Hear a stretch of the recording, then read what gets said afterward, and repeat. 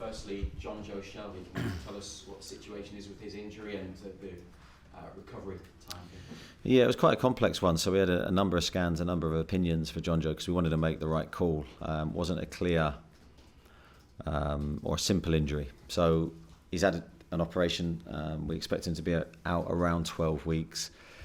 He was very disappointed. Obviously, he'd worked very hard pre-season, looked in really good physical shape. So it was a real shame for him and for us. But yeah, he's on the road to recovery now. He's in a much better place after the operation than before mentally, and looking forward to getting him back. So because he'll be out for a few months with this injury, do you feel that you might need another midfielder, or do you have enough to cover his absence? I feel we have enough to cover his absence currently, but football can change very quickly. Losing Jonjo is a big blow. He's been a huge player for us over the last few seasons. And he brings unique qualities in that midfield role. Now, Bruno played in that position on Saturday and did very, very well. And we do have other players. Sean's played the position during pre-season, again, done very well during pre-season. Sean Longstaff used the ball excellently. So we have a couple of options, but we're going to miss Jonjo. In terms of transfers generally, has anything moved on this week? Are you any closer to bringing anybody else in than you were a week ago? I'm really sorry to say no. I'm sorry to keep giving you the same answers. I want to give you a different response, but I can't. No, we're no closer currently.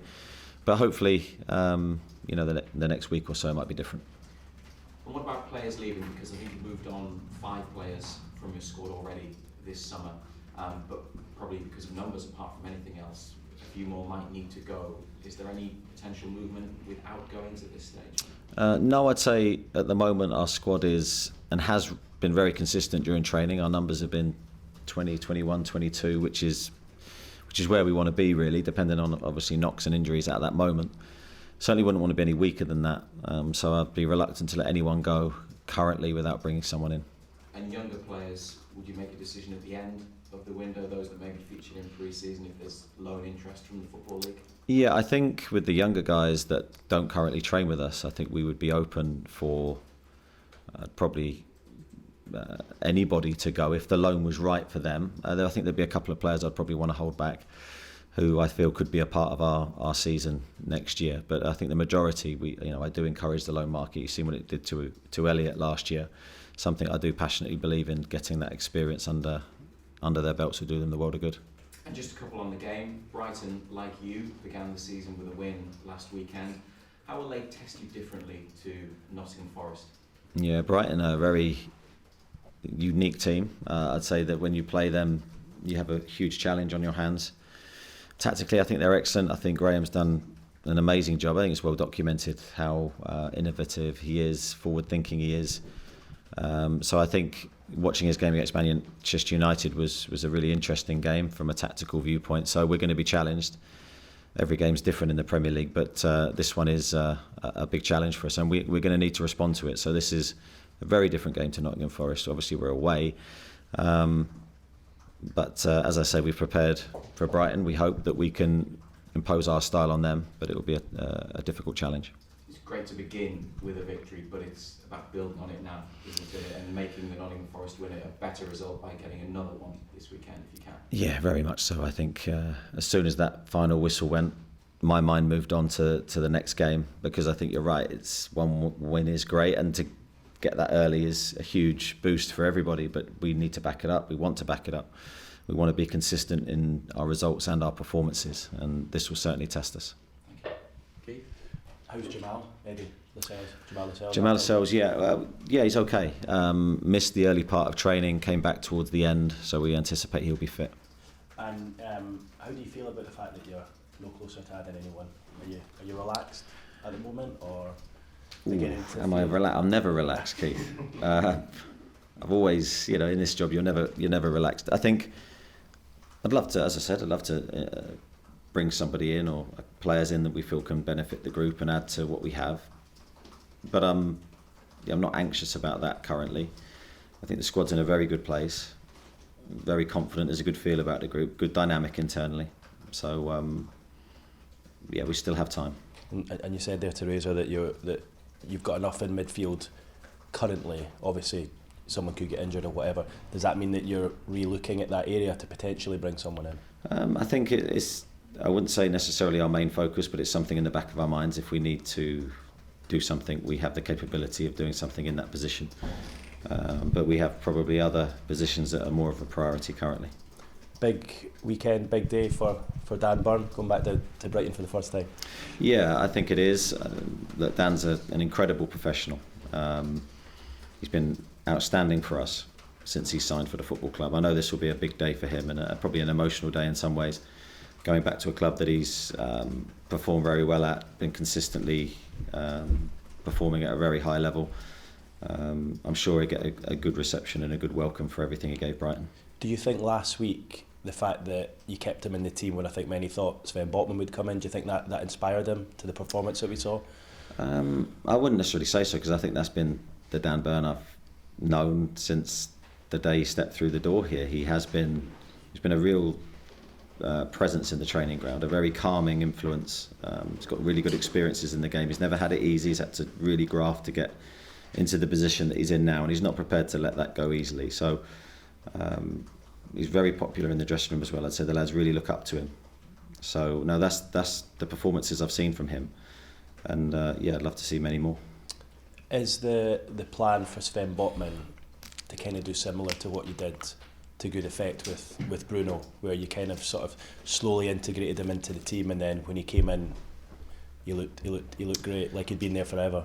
I think the more training time we can get into Sven, the better. But I think every situation is very unique. You can have a blueprint, but that changes within seconds sometimes within football. So I think the more training, the more he gets to know how we want him to play, his teammates around him, it will serve him very well. I've been very, very pleased with him during pre-season. Him not playing wasn't a reflection on his performances. He's been excellent. But as I said after the game, it was more a case of trying to keep continuity in our backline, in a backline that performed very well at the back end of last season. But Sven's got a huge part to play. And just finally, on a week like this, when you go away to Brighton, do the two Dans, Dan Burn, Dan Ashworth, do they take on different roles given their experiences with the club? Do you know, probably not. No, probably not. I think every bit of information I need is in the games that Brighton have played. I think it's sometimes very difficult for players to give too much information on other teams. So no, I've steered away from that. I've let my eyes do what they need to try and prepare the game. Well, Neddy, glad to hear the back's feeling a little bit better. I was speaking to an elderly fan after the game on Saturday in a bar, and he said that he never thought again in his life that he would see Newcastle play such good football. I know it's your job, I know it's the players' job, but how does that make you and the players feel knowing what you're achieving at this club at the moment? That's very nice to hear. I think we have a big responsibility, not just to win games, but to try and perform in a way that excites the supporters. I think that is a big thing, especially a club with a history and tradition of doing that. So I think there is an expectation of us to entertain, to really galvanise the support base to want to watch us play every week, home and away. Now, that's not to say we're there yet to actually do that on a consistent basis. That's obviously our wish. But again, going to a team like Brighton, they're going to challenge us in different ways. And as I said after the game against Nottingham Forest, sometimes winning ugly is just as beautiful as winning well. So we'll take any win at this stage of our development, but certainly we want to add flair and style to our performances. I know as well many are likening this sort of era to the Kevin Keegan era at Newcastle United. We're talking about the entertainers era. You know, the word entertainment keeps cropping up. I wonder, you said towards the back end of last season that you were planning on maybe speaking with Kev, maybe other Newcastle United legends. Have you got round to that, to bounce some ideas off them or not? I would hold caution on where we are currently. It's been one game this season, so I think from my side, yeah, I'm always more. That's you know, if we're saying the same thing after 20 games, then I'd probably engage in that conversation a bit more.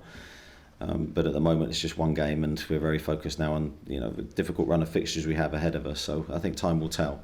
I haven't spoken with Kevin, but what I have done this week is spoke to the players about the history of the club, and Kevin was included in that, and really trying to engage the current players we have with what's gone on before and celebrating our past, to try and then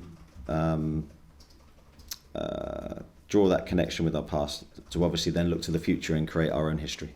I know you talk about the kind of Saturday was the blueprint of a performance that Newcastle need. How do you go about now developing the consistency and meeting that challenge now?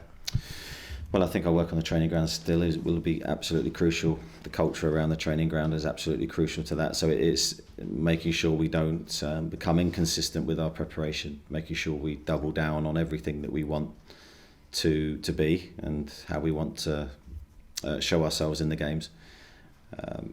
Every challenge, and as I said earlier, every game is different in the Premier League, so this one is a unique one.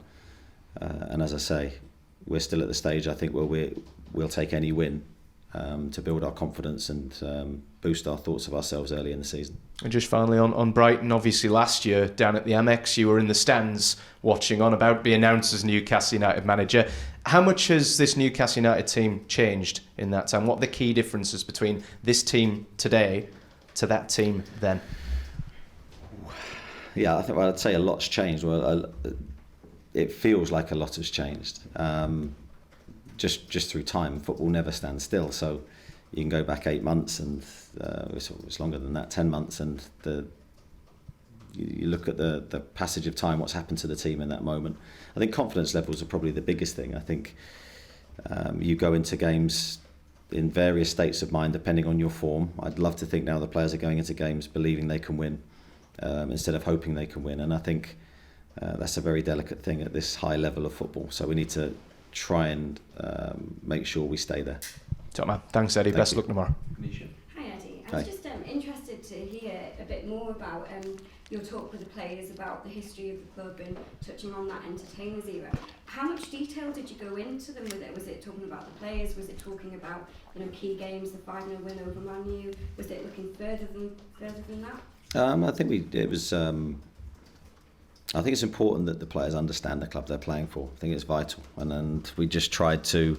No, it wasn't too deep. We just tried to educate them in certain things that we feel that was really important. Yes, we celebrated some former players, and I think that's very important as well. With always a view to then the future, and I think that's vitally important. You don't want to live in the past, but you want to respect what's gone on before, but to then try and create a new future here, and that's what we're trying to do. You said that you're not overly anxious in terms of signings, there's still time. What about potential outgoings? Players have their prices, and some players might feel that they might not get the enough first team football this season. Yeah, certainly not looking to lose anybody. As I said earlier, from the squad, we've not had any bids for our players the other way, so fingers crossed that remains the same. On his podcast this week, Callum Wilson talked a bit about the training ground and the work that's going on. What's it like working with the team, with the work that's going on, and I guess that eye on the future of what it's going to be like eventually? It's actually been very good. I wouldn't say we've been disrupted too much. I don't know what Callum said. I can only speak from my side. The training ground's a bit smaller at the moment because there's certain areas you can't go into, but no, the lads train. No changes to their training, and maybe a bit more noise around it, but when they come in, as I said, they've got a smaller building, but I've got to say the builders and everything has been shut off from us really, really well, and they're making good progress as most people can see. Thank you. Thank you. Okay. Thanks, broadcasters. Okay, Chris? Eddie, you mentioned that Jonjo's out for around 12 weeks. Obviously, with the World Cup coming up in November, is there a chance that Jonjo won't be in the squad, or will he definitely be included in the Premier League squad?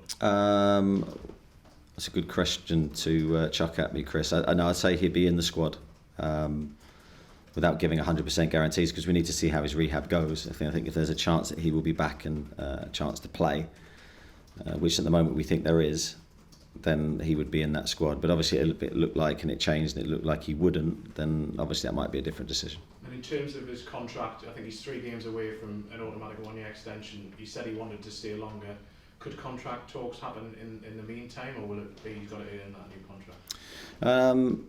Yeah, I don't think that's necessarily a call for me to make at this moment. I think that'll be between Jonjo's representatives and the club.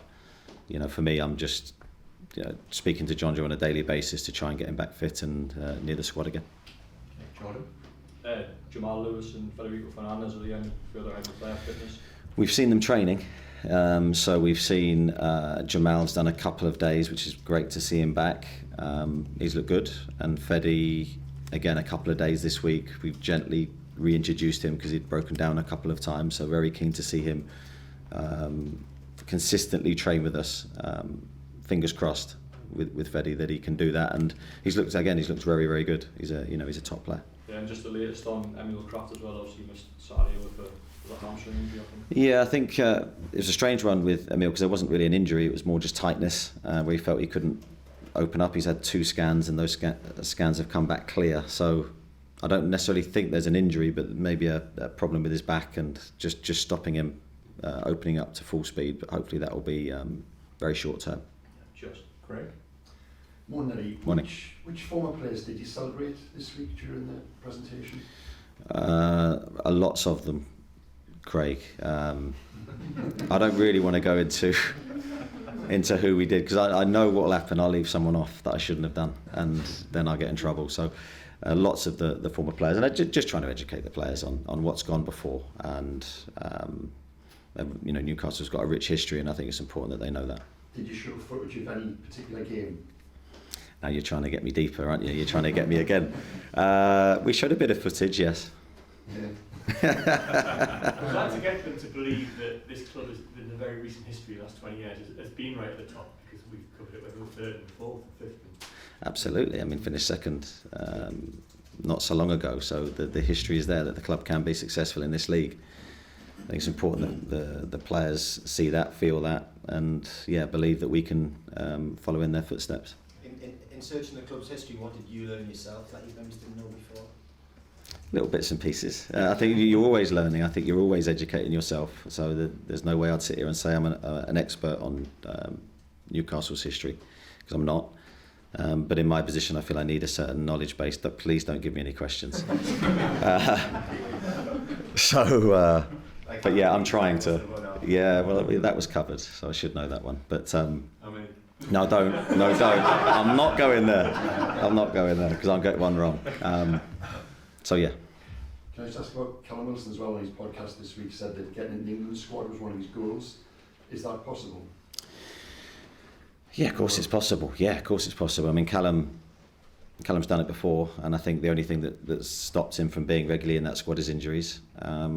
He'll be looking to stay fit and contribute goals for us, and I think if he does that, he'll elevate himself back into Gareth's thinking. I'm sure the ability's there. Just touch wood, he can play the games. When you look at the other depth behind Harry Kane, you don't have to go very far before you get to Callum Wilson's probably one of the next best options. Would you agree? Yeah, I agree. For me, he's one of the best strikers in England. I think, as I say, the only question mark against his name will be how many games will he play. But if he plays enough games, I'm passionately believe he will score enough goals to play himself into the squad. Just lastly from me, has Gareth spoken to you about Callum? I've spoke to Gareth a number of times. We have a very good relationship. We speak about all sorts of things. So yes, Callum's come up. Okay, Dominic and then Kieran. Just in terms of transfers, without getting too far ahead of ourselves, is there conscious effort to look at maybe under 21s players, given you could get them and they wouldn't take place in your 25-man squad? Sorry, sign under 21 players. I think that's part of certainly part of my belief. I believe in young players, regardless of whether they're in our academy or we sign them. Certainly, that's part of where this club needs to be for the future with transfer fees. We know how high they can be and the cost. So if you can get players early before they explode in terms of value, then that will certainly be something I think the club needs to look at for the future. And how have you found the weather this week, training and preparing for this game, given the intensity you've played? Yeah, it's been very hot this week, as everyone has probably felt. We've enjoyed it, but certainly we know the game's going to be very, very hot, I think, Brighton, looking at the forecast. So certainly I think there's water breaks during the game, so that's a slightly different dynamic. But hopefully we'll be ready and have enough energy for the game. Kieran? Eddie, obviously Dan Ashworth going back to Brighton this weekend. Can I ask you how he's helped you this summer? I know he's got a huge brief, but in terms of you and Steve and transfers, how's he helped this summer? Yeah, I think he's come in and added a real depth of knowledge in every aspect of the club. I think we've built up a good relationship in a very short period of time. I've always respected Dan without knowing him that well previously. But he's helped in a number of different ways, transfers obviously being one of them. I think he's got really good contacts in the game. I think he's very calm, he's very knowledgeable. He's been in this position many times, so I think you need that experience. Certainly with Steve and with Dan, I think we've got a really good team, and as I've said many times, we're trying to find the right players to make the difference to the team. And through him, obviously Sir Dave came in and get that talk. Would you ever have Kevin Keegan come in? Would that be something you've ever thought about to speak to the players? Or? I'd love that. Yeah, I mean, I think he's an incredible guy. As I said, from my first conversation with him before taking the job, I really enjoyed that conversation. So I will be picking up the phone to him, as I've said before, and I will be inviting him in. Whether he feels he wants to come, that's a different matter. But certainly, we'd love to talk with him. Lee Ryder. Just on Keegan, I'm just interested to know your view on it's obviously one of the deepest wounds at the club is Newcastle blew that 12-point lead in '96. I mean, tactically, are you fascinated by how a team could do that with 23 games gone, 15 to go? It's a big lead to blow, isn't it? I've been in football long enough to know anything is possible. So both ways. I watched that from afar, from very afar, as a young man, and I loved watching Newcastle play at that time. But I've only got positive things to say about that era. The not winning the league, I know, would be a big blow to everybody, but I think the team left its mark in such a positive way because of its style of play, and I think it should be celebrated. Yeah. Just on a quick one on Gateshead, Rob Elliott's come in as technical director. Is that, you've already got one player there on loan at the moment, is that something you'd like to keep going, a bit more relationship with them? Yeah, definitely. I think local club, we can definitely help each other, so we can give them talented young players, and they can take our players and help them grow and develop and educate them in how to win football matches and how important those games are at that level. So hopefully it's a relationship that will grow. When you were talking to the players about the history of the club, Eddie, did you ask them what they wanted to create next, or was it you saying this is where we can go? No, it was one way really. Me and my staff talking, not so much from the players. So we briefed them. And in terms of targets, could you say, this is where we want the club to go? I didn't. Everything will stay internal from that point. Okay, guys. Chris? I'm just going to ask a general one. Further team news, are there any other injuries or anything like that? No, I think we're okay from what I've discussed.